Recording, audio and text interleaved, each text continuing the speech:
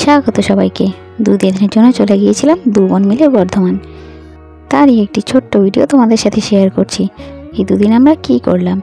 চারিদিকে সবুজে ঘেরা গ্রাম দেখতে দেখতে আমরা গিয়েছিলাম মামা বাড়ি বর্ধমানে।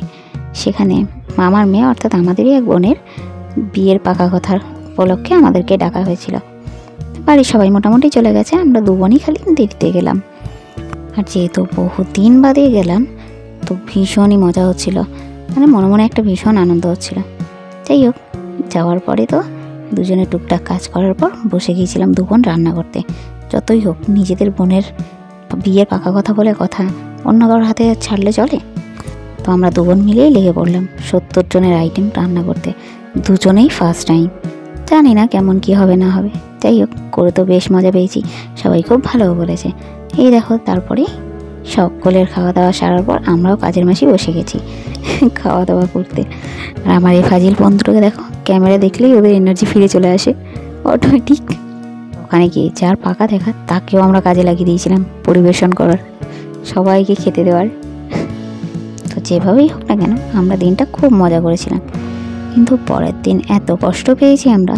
পরের দিন যেহেতু সোমবার ছিল, আমাদের ভোলে বাবার মাথায় জল ঢালার কথা। তো যাই হোক, যেমন কথা তেমন কাজ, আমরা তো সকলেই রেডি হয়েছিলাম।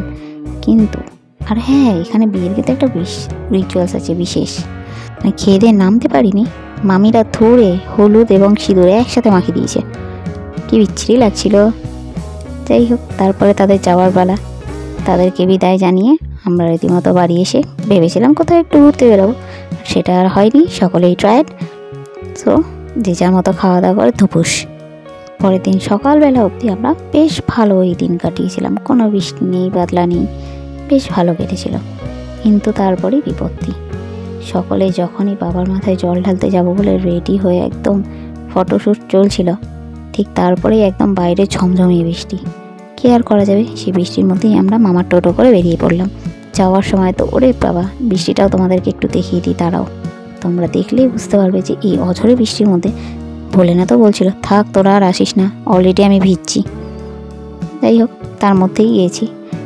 চারিদিকের পরিবেশ, মন্দিরের আশেপাশটা এত সুন্দর, পুরো একটা বট গাছ থেকে পুরো অত বড় জায়গাটা ছাওয়া, দারুণ সুন্দর পরিবেশ। কিন্তু আমরা সেই মন্দিরের পর্যন্ত ফোন নিয়ে যেতে পারিনি, তার কারণ এই বৃষ্টিটাই, আর কিছুই না।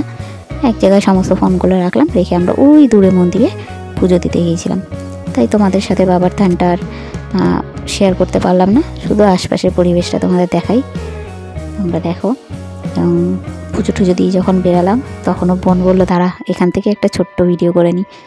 যাই হোক, সে ভিডিও করা হলো।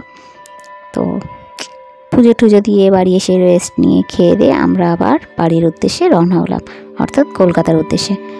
কলকাতায় আসার সময়, এই ফেরার পথে আমার ভিডিও করার একটাই উদ্দেশ্য, আমার দাদা বড়দাকে দেখতেই পাবেন সবাই, এই যে নীল শার্ট পরা, ওর অ্যাডভেঞ্চার করার ভীষণ শখ।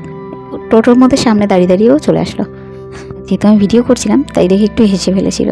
এবার তোমরা বলো তোমাদের এই মিনি ব্লগটা কেমন লাগলো। ভালো লাগলে লাইক শেয়ার সাবস্ক্রাইব করে দিও, আর কমেন্ট করে জানিও কিন্তু ভিডিওটা তোমাদের কেমন লাগলো। Thank you.